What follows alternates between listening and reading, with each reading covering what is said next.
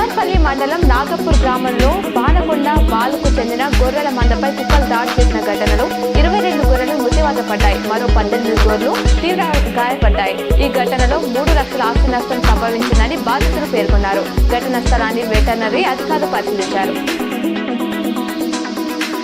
మాక్లూర్ మండల కేంద్రంలో ఆర్మూర్ మాజీ ఎమ్మెల్యే జీవన్ రెడ్డి జన్మదిన వేడుకలు బీఆర్ఎస్ నాయకులు ఘనంగా నిర్వహించారు. కేక్ కట్ చేసి సంబరాలు నిర్వహించారు.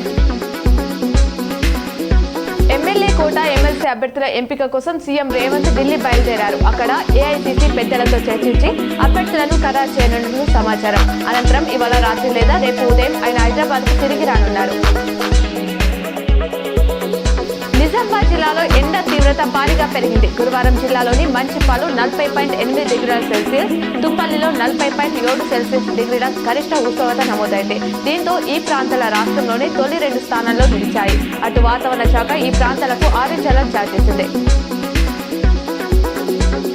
వరుసగా రెండో రోజు బంగారం ధరలు తగ్గాయి. హైదరాబాద్ బులియన్ మార్కెట్లో 22 క్యారెట్ల 10 గ్రాముల గోల్డ్ రేటు ₹300 తగ్గి ₹79,900కు చేరింది. 24 క్యారెట్ల 10 గ్రాముల పసిడి ధర ₹330 తగ్గడంతో ₹87,160కి చేరింది.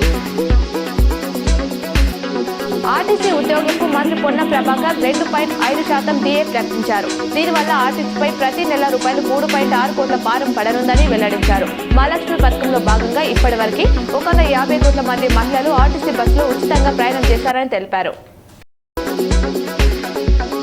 మహిళా దినోత్సవం సందర్భంగా ప్రధాని మోదీ రేపు గుజరాత్ నవ్సారీ జిల్లాలో పర్యటించనున్నారు. ఆయన వచ్చి తిరిగి వెళ్లే వరకు మొత్తం భద్రతను మహిళా పోలీసులు అధికారులే పర్యవేక్షించనున్నారు. ఇలాంటి ప్రయత్నం దేశంలోనే తొలిసారని ఆ రాష్ట్ర హోంమంత్రి హర్ష సంఘవి తెలిపారు. కాచిగూడ నిజామాబాద్ మధ్య నడిచే డెమో రైళ్లను శనివారం నుంచి మార్చి నెలాఖరు వరకు రద్దు చేసినట్లు దక్షిణ మధ్య రైల్వే ప్రకటించింది. కాచిగూడ నిజామాబాద్ సెక్షన్లలో ట్రాక్ పునరుద్ధరణ పనులు జరుగుతున్న కారణంగానే ఈ రైళ్లను రద్దు చేసినట్లు సిపిఆర్ఓ శ్రీధర్ ఓ ప్రకటనలో తెలిపారు.